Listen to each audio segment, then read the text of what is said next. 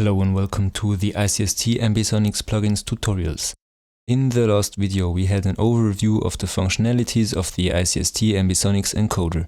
In this video I will show you how you can set up the ICST Ambi encoder in Reaper and start working with Ambisonics on headphones. If you're working in a studio with a multi-channel loudspeaker setup, you can follow the same steps. Now that we have covered the basics of the ICST Ambisonics encoder in our last video, let's look at how you can use it if you're working on headphones. First, we open Reaper and create two new tracks, one for the encoder and one for the decoder.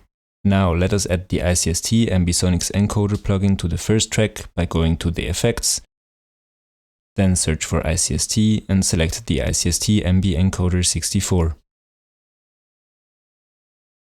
In addition to each encoder, we also need a decoder, which will give us the possibility to hear our spatialized sound on a loudspeaker system. What I like about Ambisonics is that there are a lot of excellent plugins that are free and that they are all compatible with each other.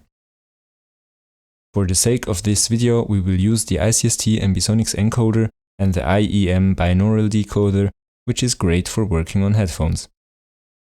You can also choose the binaural decoder from Sparta or any other Ambisonics decoder.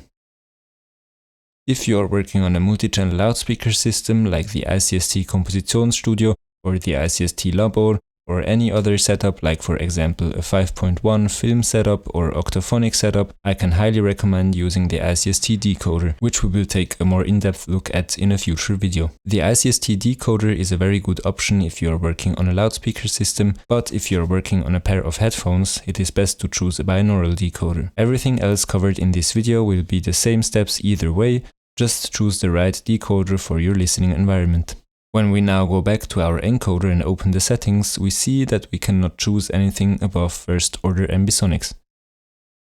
We also see that we can create a second point by double-clicking in the radar, but we cannot create a third point. In order to change this, we go to the routing of this track and set the track channels to 64 channels. We also want to disable the option called Master Send, because what is coming out of the encoder is called B format, and this is not of much use without any decoder. In order to now connect the ICST encoder with the decoder, we can click and grab the routing menu of our encoder track and drag it on top of our decoder track. This will open up a pop-up window. In this window, we will specify how many and which channels we want to send from the encoder to the decoder. Selecting multi-channel source and then 64 channels will route all of the 64 channels of the ICST encoder to the decoder. We can now set the Ambisonics order in the settings of the ICST Ambisonics plugins. We have to do the previous steps in order to gain access to up to 7th order Ambisonics. When we give the track 64 channels, we can also encode up to 64 individual sources. Ambisonics is backward compatible, that means that if we choose 7th order here, we can still use 3rd order decoding if necessary. Higher order Ambisonics will give us a more defined spatial resolution, which means that the spatialization will be less blurry and more precise. Let us now create a few tracks with mono audio material that we will spatialize with our encoder. I recommend that you group the tracks under the encoder. You can do this by selecting the tracks and dragging them on top of the encoder track. I do so because if you have multiple encoders for different purposes with a lot of tracks, it is easy to lose oversight. Now let's set up the routing for this track so that the Ambi encoder knows which source corresponds to which point. Let us go to the routing matrix with the shortcut Option R. Here we see that our newly created audio tracks have automatically been routed to the encoder track when we grouped our audio tracks with the encoder. We don't want that, so let's disable it by dragging across the black squares. For the decoder, we leave the parent send on. Now we have to do the routing for each track manually, because we want to tell the encoder which source corresponds to which point. The channels on which we send the audio to the encoder will correspond to the points in the encoder. The channels on which we send the audio to the decoder will correspond to the points in the encoder. By sending audio to channel 1 of the encoder, we have control over the spatial resolution of source 1 with a point number 1. Channel 2 will be represented by number 2 and so on. For mono tracks, we go to our first audio track, open the routing, select a mono source, and send it to the channel 1. For our second track, which is also mono, we select the mono source and send it to channel 2 of the encoder. This way we have source 1 on point 1, source 2 on point 2, and so on. We can also do all of this outside of the routing matrix if you prefer. This might be easier if you have a lot of tracks. For this, you go to the routing of your audio track, select New Send, choose the track with the ICST encoder on it, choose a mono source, and send it to the point you want this track to be on. If you already did this in Reaper's routing matrix, you don't have to do it here again. Let's choose some audio to spatialize. I have selected 2 mono sources and put them on the audio tracks we just created.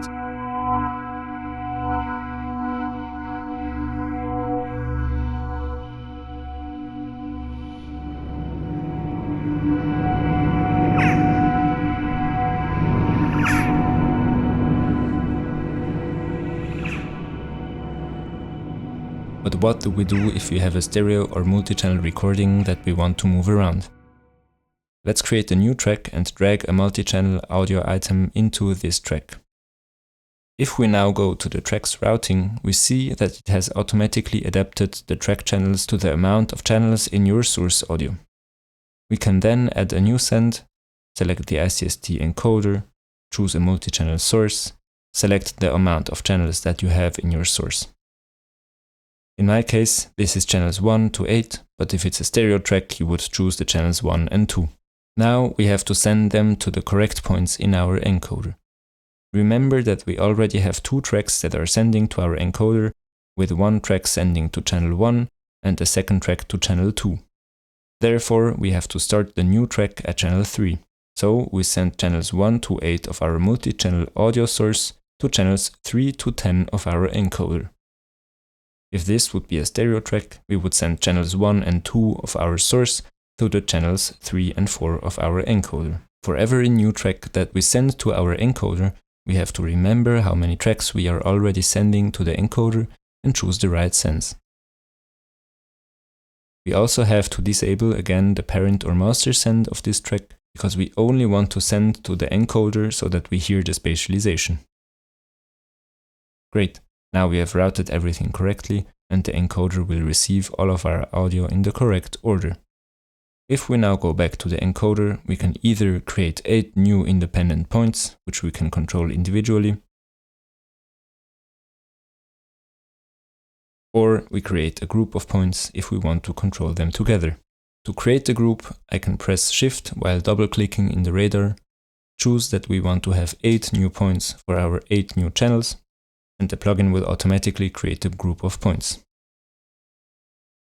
Because we already had 2 points, that new group will have 8 points numbered from 3 to 10, which also corresponds to the audio channels we are sending the audio to.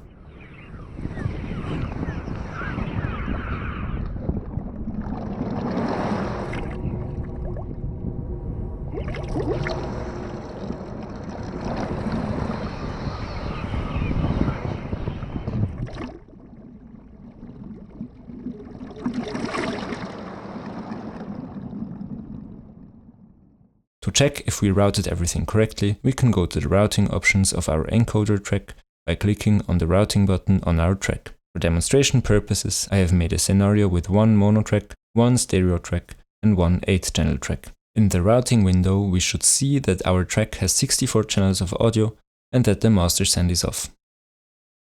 Then, in our receives, we should see that we have channel 1 of our mono source track going to the first channel of our encoder track. This will put our mono track on point 1 of our encoder radar.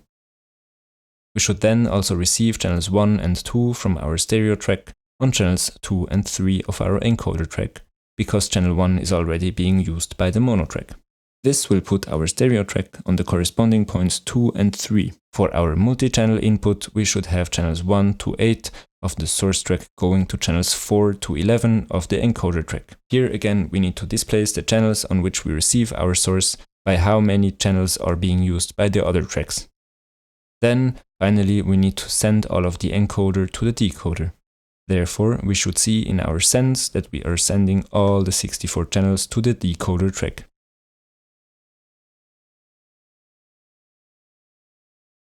A good way to test if you did everything right is to select the point and press Shift plus Ctrl plus S. This shortcut will solo the points that we selected. Check if what you are hearing corresponds to the audio that you want to have on that point. You can also see that if I press play, the size of the point indicates that audio is coming in. For more control on the encoding, we can have a look at the settings. Let's go to the encoding page. For example, we can add a Doppler effect.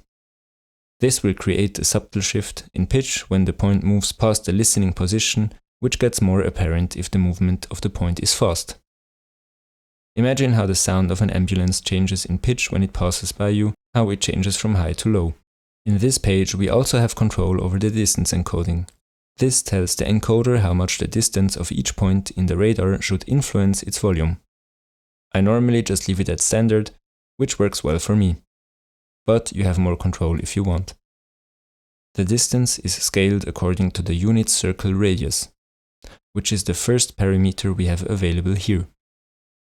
Making this number smaller means that the sound will decay quicker the more you move away from the center.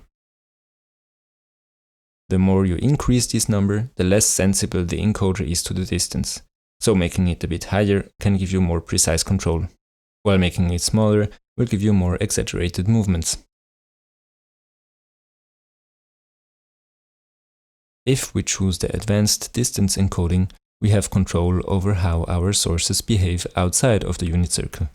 That means that they will be attenuated differently when we move past the crosshair diagram, and we can control how their volume will be affected past that point also.